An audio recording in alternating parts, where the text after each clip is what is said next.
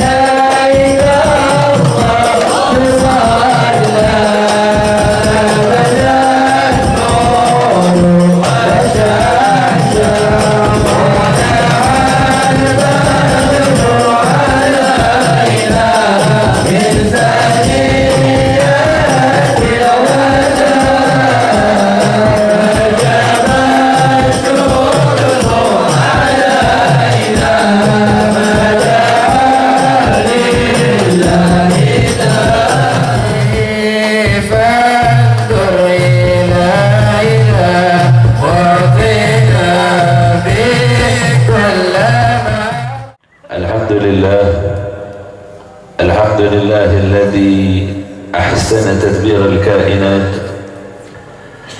وخلق الأراضين والسماوات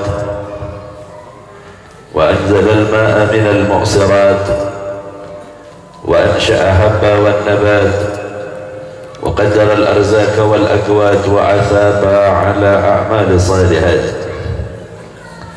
ونصلي ونسلم على سيدنا محمد للمعجزات الظاهرات الذي حصل من نوره وجود الكائنات وعلى آله وأصحابه إلى يوم الميقات. أما بعد،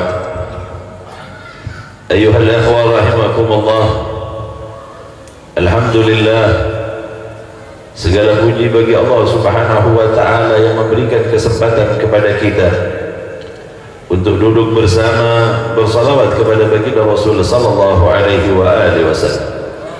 Semoga Allah Subhanahu wa ta'ala tidaklah haramkan pandangan mata ini untuk melihat baginda Rasul sallallahu alaihi wa alihi wasallam, dan semoga Allah Subhanahu wa ta'ala peruntukkan untuk kita syafaat baginda Rasul sallallahu alaihi wa alihi wasallam. Amin Allahumma amin.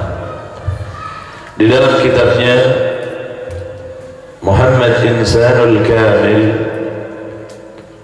Al-Allama As-Sayyid Muhammad bin Alwi Al-Maliki, beliau berkata,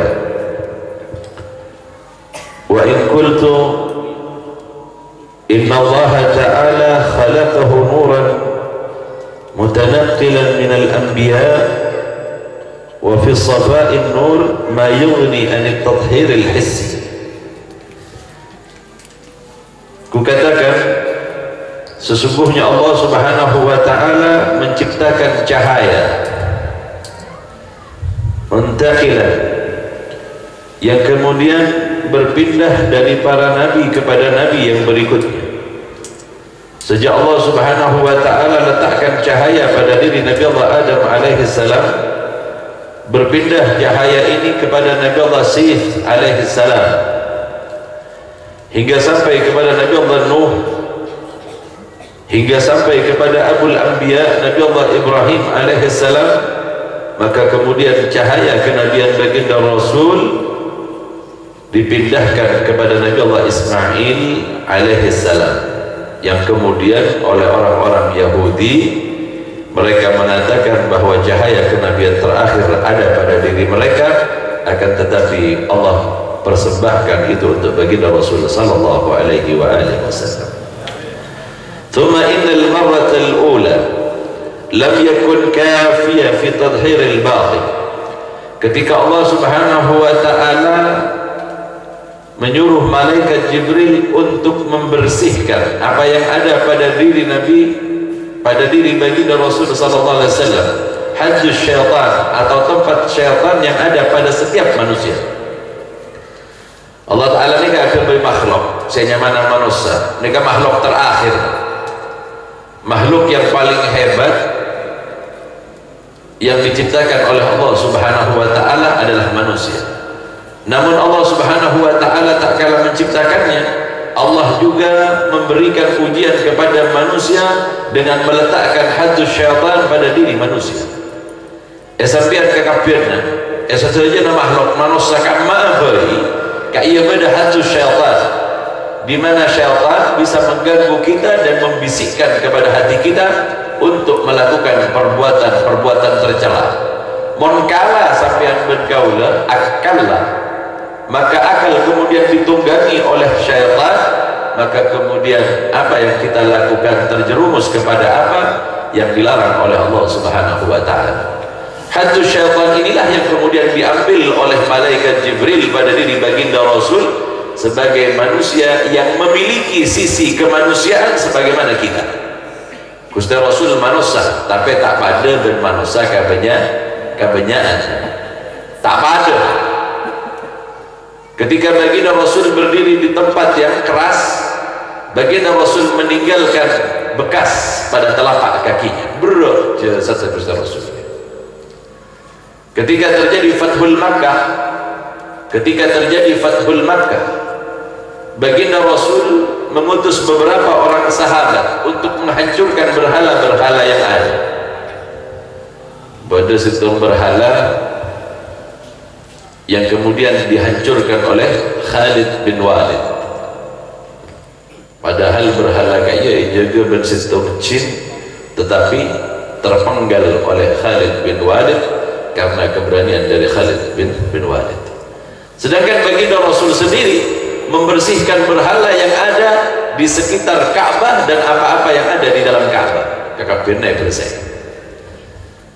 Ketika baginda Rasul hendak menurunkan berhala yang berada di pojokan Ka'bah, tetapi tempatnya tinggi, badan yang ebatuna Ka'bah tapi tinggi dari dalam Ka'bah kaya dalam Ka'bah kaya pada teluratos berhala. Bersih saja. Nah, ketika terjadi Fathul Makkah, maka tersisalah satu berhala karena posisinya tinggi. Baginda Rasul meminta Sayyidina Ali bin Abi Thalib untuk naik ke punggungnya. Pertama, baginda Rasul mencari sesuatu untuk menurunkan berhala tadi. Patung kaya patorona bergusti Rasul. Baginda Rasul mencari sesuatu tempat yang tinggi untuk menurunkan berhala yang berada di pojokan Ka'bah. Cuma tempatnya tinggi. Ketika baginda Rasul tidak mendapatkan sesuatu untuk dinaiki sebagai tangga untuk menurunkan berhala tadi, maka Sayyidina Ali bin Abi Thalib yang terlibat di dalam pembersihan berhala tadi oleh baginda Rasul dijadikan pijakan untuk menurunkan berhala.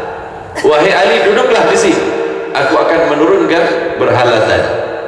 Ketika baginda Rasul hendak naik di punggung Sayyidina Ali bin Abi Thalib, dalam beberapa riwayat diceritakan telapak kaki baginda Rasul sudah menyentuh tubuh Sayyidina Ali bin Abi Thalib. Ada lagi yang mengatakan masih belum menyentuh tubuh Sayyidina Ali bin Abi Thalib.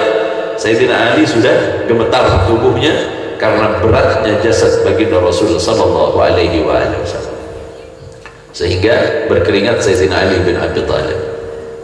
Ya Rasulullah, alangkah beratnya tubuhmu ya Rasulullah, kata Sayyidina Ali bin Abi Thalib. Apa kata baginda Rasul? Berat ini bukan berat tubuhku wahai Ali, tetapi beratnya nubuah yang Allah berikan kepada. Beratnya nubuah yang Allah berikan kepada. Kata baginda Rasul, jika demikian kau tak akan mampu menahan beratnya tubuhku wahai Ali, maka naiklah kau ke atas punggungku dan turunkan berhala yang ada di pojok. Sayyidina Ali pakon ongke ke Gusti Rasul. Jika ia berdeca-oca imtithalul amr khair min sulukil adab. Mon pon epakon ada janggolang-janggolangan kayak mon epakon ada caritana janggolang.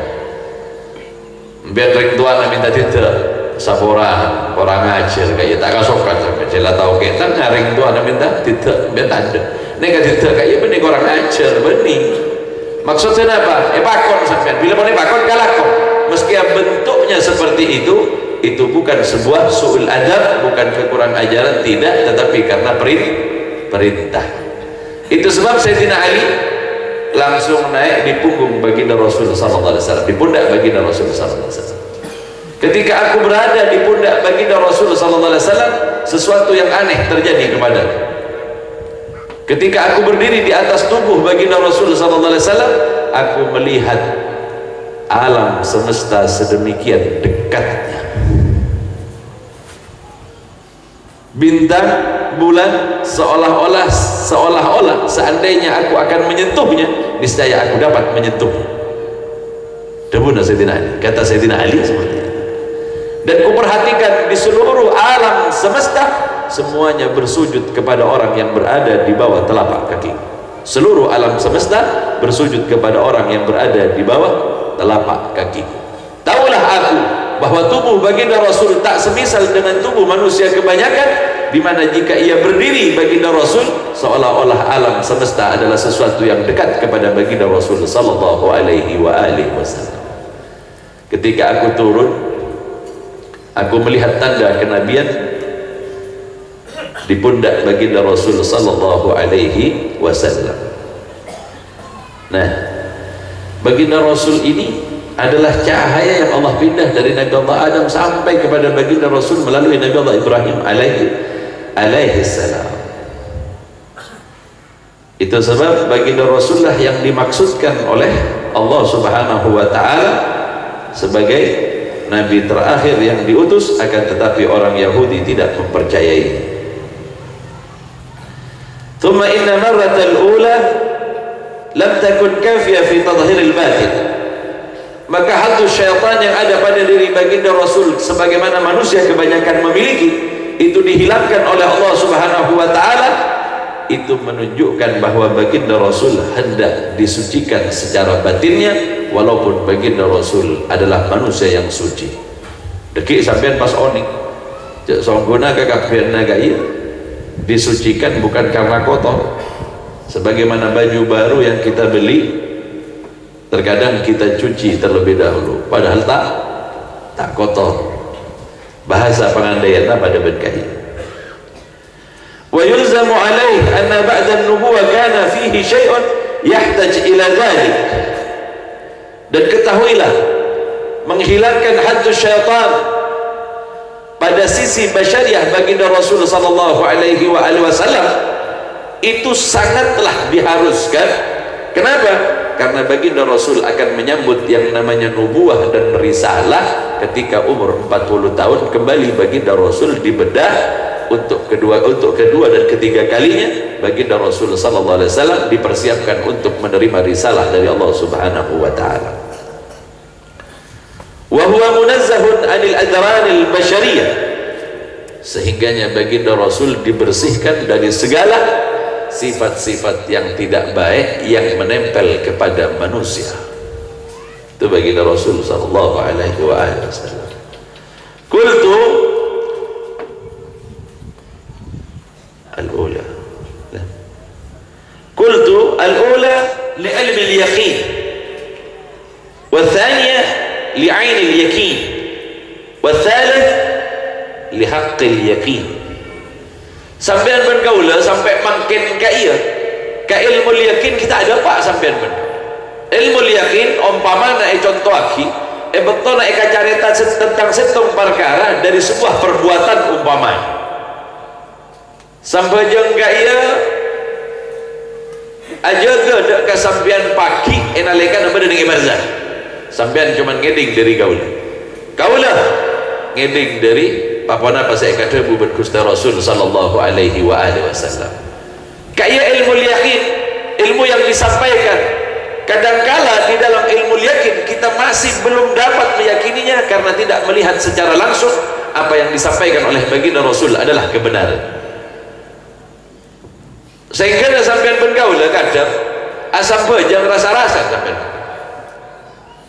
kau lah masih pun ekapia kisah bejang kita soki-soki kia ini apa beda orang terus soki ya pas asam bejang sampai jang benar untuk kaya sampai jang kaya untuk aja ke pagi enalekan neng ibarzah ongku manfaat sampai jang pagi neng ibarzah sampean kan ilmu yakin perak eding sampean tapi sampean tak meyakini bahwa salat nantinya betul-betul berharga di sana pasal rabit orang sedapat ada ka ainul yakin kantos dapat ada ka hakul yakin ki orang bila pun mati nangale betona manusia ampun kabur manusia kaya buru nangale jak songkuna saja nak iya nyata sampai aja kalau kok saya kalah kok sampai aja kalau kok saya kalah kok dengan itunya manfaat dengan ibarzah menjadi pelita tak kala ia kembali di dalam barzah menjadi teman yang baik tak kala ia berada di dalam kuburnya mereka sampai tak nyaksini ben kau lebar akan kopek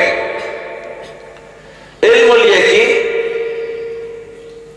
kemudian ainul yakin wa haqqul yakin. Imam Al-Ghazali mengandaikan di dalam kitabnya jika engkau diceritakan tentang lautan maka engkau mengetahui tentang lautan tetapi engkau tidak memahami tentang apa yang berada di dalamnya. Kun bera ajar eta tasek neko luas neng dalam tasek neko banyak macam-macam esena iantara beda mutiara yang berada di dalam sebuah kerang sampian bera oning cek tasek neka beda tapi dek kabareng saya sebut kalaban kerang sampian tak oning. Suatu ketika Allah tampakkan kerang tadi nangalai sampai dek kerang gila tapi sampean tak oning apa saya beda dengan dalam kerang sampun nak buka untuk sampean nangalai sampean bergaul ada yang ada di dalamnya napa nyaman mutiara yang ada di dalamnya bukan ajaran mutiara hanya menjadi ilmu yakin sampai suatu ketika kita melihatnya bahwa itu diambil dari sebuah kerang yang dibuka dan kerang itu berada dengan dalam tasik dalam lautan.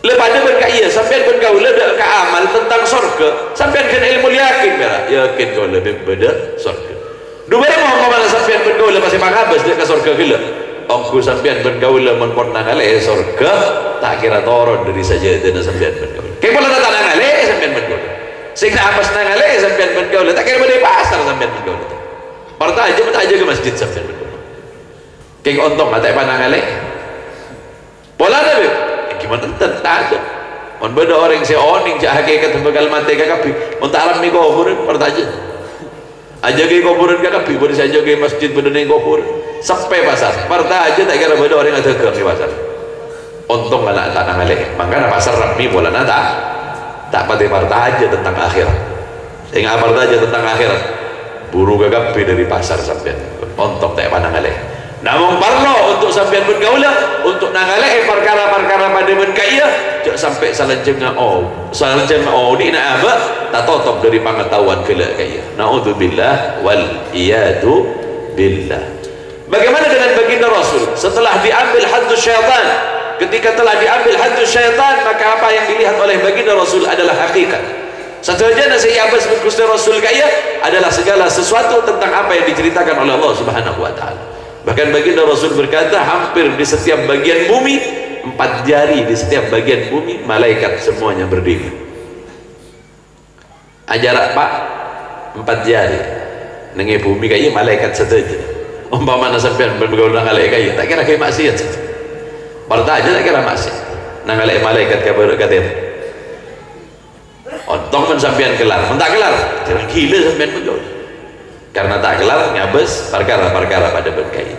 Maka apa yang dilakukan oleh Allah Subhanahu wa ta'ala kepada baginda Rasul Allah berikan pertama kali kepada baginda Rasul ilmu yakin. Setelah itu Allah Subhanahu wa ta'ala kembalikan kepada baginda Rasul lagi untuk kedua kalinya pembedahan yang terjadi maka itu adalah ainul yakin. Pada tingkatan yang terakhir Allah buka segalanya kepada baginda Rasul sallallahu alaihi wasallam. Karena baginda Rasul lagi oning tadi kenapa sepekal kata dian baginda Rasul tahu segala sesuatu yang dilihat oleh baginda Rasul bukan tentang ilmu yakin, akan tetapi tentang apa yang nantinya terjadi. Yantarana contohnya nih, surat Al-Lahab di dalam Al-Quran adalah tentang Abu Lahab yang akan masuk ke dalam neraka. Baginda Rasul menyebutkan, kan orangnya masih ada, Abu Lahab pergi Badar, sampai Abu Lahab tidak beriman ke Allah Ta'ala, sampai meninggalnya dia tidak beriman. Meninggal kayak dia alos tak nyamuk sampai bengkabu alos gelu enggak. Abu Lahab ni kapan tak nakin malos bahasa sampai itu sampai bengkah Abu Lahab gaya tak mukmin. Maka pas soning sampai di Al-Quran ni bener apa malah sampai mati Abu Lahab gaya tak mukmin. Dari mana baginda Rasul mengetahuinya? Allah telah memberikan itu kepada baginda Rasul sallallahu alaihi wasallam. Contoh yang lainnya tentang apa yang Allah buka kepada baginda Rasul sallallahu alaihi wasallam adalah peperangan yang dimenangkan oleh baginda Rasul tanpa terjadi peperangan. Baginda Rasul memiliki kesiapan, baginda Rasul masih ikhtiar walaupun dia tahu bahwa kemenangan akan menjadi miliknya, padahal dengan segala keterbatasan senjata sakoni siandi, pertahanan tidak terlalu kuat, namun Allah subhanahu wa ta'ala memberikan ide kepada seorang sahabat yang bernama Salman Al-Farisi untuk kemudian membuat khandak atau perang parit. Maka di dalam perang ini tidak terjadi perang dengan kelompok kaum muslimin dan orang-orang kafir, akan tetapi Allah kemudian memenangkan pasukan baginda Rasul dengan badai pasir, sehingganya mereka tunggang langgang meninggalkan kota Madinah. Baginda Rasul sudah tahu, tetapi ikhtiar tetap dipasang oleh baginda Rasul sallallahu alaihi wasallam.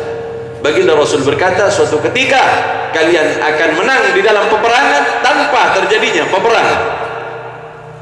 Tetapi baginda Rasul tetap mempersiapkan segalanya. Persenjataan dipersiapkan dengan seadanya. Baginda Rasul mempersiapkan pertahanan untuk menghalang mereka dengan membuat khandak atau parit. Sampean ben gaul lepas oleh pada ben kaya bakal menang pas kita ikhtiar sampean kalau ben membuat parit gemet tak gemet pertaja sampean kibada ikhtiarnya baginda Rasul sallallahu alaihi wasallam, sehingganya baginda Rasul apa yang terjadi kepada dirinya di antara pembedahan dari malaikat Jibril adalah sesuatu tingkatan yang menuju kepada kesempurnaan baginda Rasul sallallahu alaihi wasallam. Faidatul khamisah, faedah yang kelima dari dibedahnya baginda Rasul sallallahu alaihi wasallam, qala As-Suhaili wa husad dhahab likaunihi munasiban lil ma'na alladhi qasada bih fa in nadarta ila ahdi dhahab. Ketika baginda Rasul dibedah, malaikat Jibril membawa sebuah tempat wadah terbuat dari emas. Mengapa emas? Emas ini sesuai dengan kalimatnya. Bahasa Arab itu sesuai dengan maksudnya, abriknya mah cocok.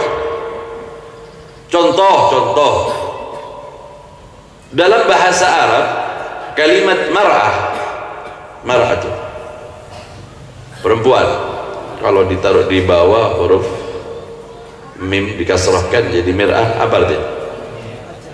Kaca. Mar'ah perempuan, mar'atu. Apa jamaknya mar'atu?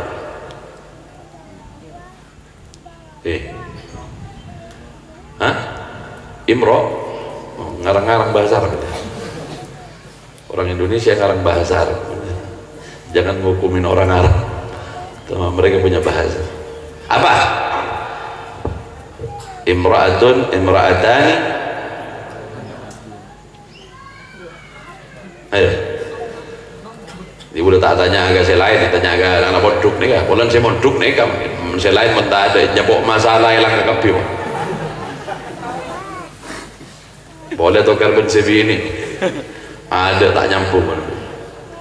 Imra'atun itu nggak punya kalimat jamak. Kenapa? Karena memang tidak suka dikumpulkan dengan yang lain.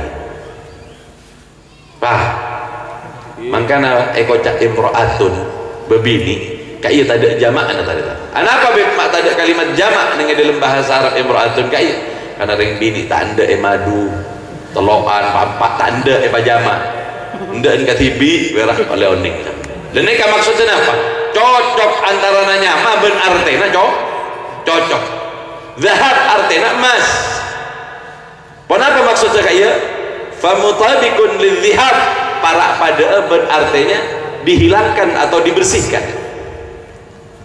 Fa inna Allah Ta'ala arada an yudhiba anhu ar-rijsa wa yutahhirahu tadhhira sallallahu alaihi wasallam. Ketika malaikat membawa tempat terbuat dari emas itu dalam bahasa Arabnya zahab, sesuai dengan kalimat zihab, pergi atau dibersihkan, dihilangkan. Maka ketika Allah membasuh melalui malaikat Jibril, Allah membersihkan segala apa yang ada pada sifat-sifat basyariah yang ada pada baginda Rasul sallallahu alaihi wasallam sesuci-sucinya, sehingganya baginda Rasul adalah manusia yang dijaga oleh Allah Subhanahu wa taala secara keseluruhan sampai kepada hal-hal yang bersifat batin sekalipun. Wajadtuhu anqa syai'an wa asfa, maka baginda Rasul adalah sesuatu yang paling bersih dan yang paling suci. Itu baginda Rasul sallallahu alaihi wasallam. Jika dibandingkan dengan manusia kebanyakan, maka manusia membawa sifat-sifat yang tidak baik.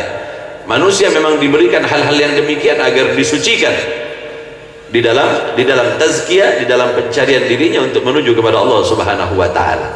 Itu sebab tak ada manusia sempurna baginda Rasul, dan hikmah yang kelima adalah baginda Rasul sallallahu alaihi wasallam disucikan dari hal-hal yang dibawa dari sifat basyariah, sifat manusia biasa menuju kepada manusia yang sempurna. Maka baginda Rasul secara jasadiah pun tak memiliki kesamaan dengan badan manusia kecuali hanya bentuk fisik biasa saja. Kepada yang lain tidak. Itu sebab mustahil baginda Rasul dibisiki oleh syaitan. Itu sebab mustahil baginda Rasul kemudian diserupai oleh syaitan. Ini pun sampai kepada hal yang seperti ini baginda Rasul tidak bisa. Makanya baginda Rasul berkata, man ra'ani fil manam faqad ra'ani fa inna syaitana la yatamassalu bi. Setan enggak bisa nyamar. Mengapa setan enggak bisa nyamar sebagai baginda Rasul? Satu, baginda Rasul memang berbeda karena dari sisi basyariahnya sudah disucikan oleh Allah Subhanahu wa taala. Kalau sampai syaitan bisa meniru baginda Rasul, berapa banyak dari umat baginda Rasul yang akan tersesat jika syaitan dapat meniru apa yang ada pada diri baginda Rasul sallallahu alaihi wasallam. Kan dulu di zaman Nabi Sulaiman, syaitan mencoba meniru Nabi Allah Sulaiman alaihissalam, tetapi tetap ketahuan. Nabi Sulaiman memiliki kebiasaan jika ia masuk ke dalam kamar mandi, dia dahulukan kaki yang timpian menang orang masuk ke kamar mandi aku soko kacer setan masuk ke kamar mandi. Apa dia? Keluar saya tepak saya kanan, mun saya setan saya keluar nih saya kacer gak ada. Sampai kepada hal yang seperti itu pun diperhatikan. Maka ketika Asif bin Barhiyah, setan menyamar dirinya sebagai Nabi Sulaiman di dalam riwayat karena ia menutupi sebagian besar dari tubuhnya, sehingganya apa? Ada yang terlupakan. Ketika setan menyamar sebagai Nabi Sulaiman, dia masuk ke kamar mandi dengan kaki kanan terlebih dahulu, keluar dengan kaki kiri. Mulailah curiga Asif bin Barhiyah. Ketika minum, Nabi Sulaiman terkenal adalah orang yang menjalankan apa yang merupakan sunnah, yang merupakan sunnah kenabian. Sunnah kenabian itu sunnah yang dilakukan oleh kebanyakan para nabi dan sahabat. Ketika minum, waktu dia jadi raja, dia minum pakai tangan kiri. Curigalah Asif bin Barhiyah sehingga terbongkarlah kedok dari iblis atau setan yang menyamar sebagai Nabi Sulaiman di zamannya. Sebab itulah kemudian Nabi Sulaiman marah. Ketika Nabi Allah Sulaiman marah, dimintalah untuk ditangkap iblis tadi. Pekat iblis. Asif bin Barhiyah satu-satunya orang yang mampu menangkap iblis di zamannya. Tangkap, kalian tong iblis. Kiba kan Nabi Sulaiman di penjara. Nah, apa jadi iblis? Wahai Sulaiman, lepaskan aku. jika tidak rusak manusia seluruhnya. Nabi Sulaiman bilang, bukan manusia ini rusak gara-gara ente, gara-gara ente dilepas jadi rusak manusia. Kalau anak tangkap, maka manusia akan bagus, mereka tidak akan betah dan akan rusak susunan masyarakat. Lihat wahai Sulaiman, aku kasih deadline, batasan terakhir 3 hari. Dia nggak bahasa deadline, anak kasih batas 3 hari ente bisa menjarakan. Pasti hari ketiga ente udah lepasin anak. Hari pertama iblis ditangkap, subhanallah, Nabi Sulaiman adalah nabi yang makan dari tangannya sendiri. Beliau suka membuat keranjang dan minta kepada anak buahnya untuk dijual ke pasar. Ketika sampai di pasar, orang-orang buka pasar tapi tidak semangat di pasar, semuanya sedih. Bahkan orang yang biasa membeli keranjang Nabi Sulaiman itu hari nggak mau beli. Hari ini rasanya tak ada semangat untuk melakukan jual beli. Entah mengapa kami senantiasa terbawa ingatan kami kepada akhirat. Ini gara-gara iblis di penjara sama Nabi Sulaiman. Pulang nggak laku Nabi Sulaiman, nggak ada yang beli. Iblis dari penjara bilang, hari pertama Sulaiman, besok lebih parah lagi, percaya ya zaman. Besok dibawa lagi keranjangnya, di pasar sepi, nggak ada orang yang buka sama sekali, padahal bukan hari libur, bukan hari libur, bukan hari Jumat, bukan hari Sabtu, bukan hari Minggu. Mon muslim nega liburnya Jumat, mon muslim liburnya mon Sabtu, Yahudi mon Minggu, Nasrani. Muntah libur sakali beb, Jumat muka, Sabtu muka, Minggu muka. Oh ninggal dah tegamaan boleh. Ada mau ke mana orang itu? Mata ada libur sakali mau urusan dunia. Orang-orang tiba-tiba tak ada yang jualan sama sekali. Kosong, pasar ni kosong. Kakak ben beda kuburan nangis, kakak ben orang ingat kamate. Tak baju boleh, boleh. Tak baju Nabi Sulaiman, sombong si muka ni ke pasar. Orang yang kumpul kakak ben ni kuburan pada nangis tak kau kamate. Hari 2 hari. Hari kedua Nabi Sulaiman tidak makan. Iblis akhirnya ocol kau lah. Mandi ocol partaja rami boleh pasar man. Partaja boleh. Tak ada Nabi Sulaiman. Ada kesalahan Nabakna. Karena Nabakna mari ngecok kerajaan Nasik. Di hari yang ketiga kembali samping. Orang ada saya ajuan. Sampai kakak ben tunjuk dengan sajadah masing-masing ibadah. Takut si mati ya kakak ben. Boleh tak apa. Jangan saya iblis kau lah menari makin tak yocol ben sampean. Kiamat dunia. Enggak nak cakap menangkap iblis. Tina ocol apa rembak. Ada kata lo tak kelarikan Nabi Sulaiman. Ocol. Yocol iblis kayak. Kalau kau nak jual keranjang, kita ada apa ke pasar? Kita ngaji lagi mau bersih melay. Berapa nih kau? Kita beli lah. Eka mana bi? Enggak namun biar ngabis pasar pun sepeda dari saya jual. Berarti iblis kering tangkap.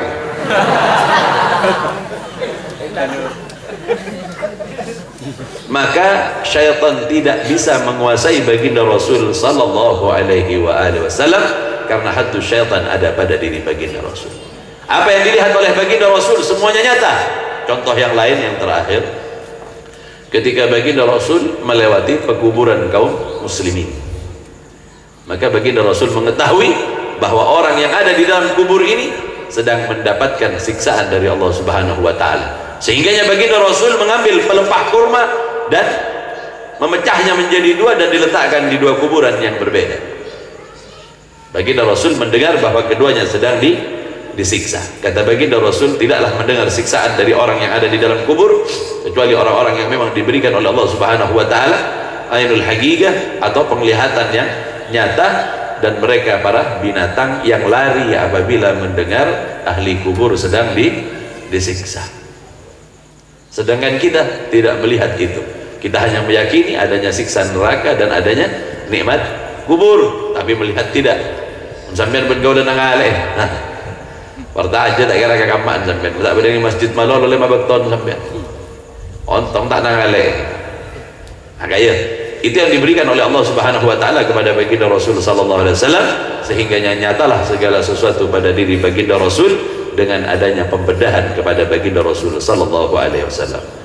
Ayuhal ikhwah rahimakumullah, pada pertemuan yang akan datang kita akan sempurnakan pada faedah yang ke-6, ke-7 dan selanjutnya sehingga selesai, dan semoga Allah Subhanahu wa taala berikan kesempatan kepada kita waktu untuk mengkaji dan mengenal baginda Rasul sallallahu alaihi wasallam sehingga kita bertambah keimanan kita, bertambah keyakinan kita, dan kita berharap syafaat baginda Rasul akan menjadi milik dari kita tak kala kita kembali kepada Allah Subhanahu wa taala. Ini yang bisa saya sampaikan, kurang lebihnya mohon maaf yang sebesar-besarnya. Wabillahi taufiq wal hidayah wal ridha wal inayah. Wassalamualaikum warahmatullahi wabarakatuh. Afdalul dzikri fa'lam annahu la ilaha illallah la Muhammad Rasulullah sallallahu alaihi wasallam la ilaha illallah la ilaha illallah la ilaha illallah la ilaha illallah la ilaha illallah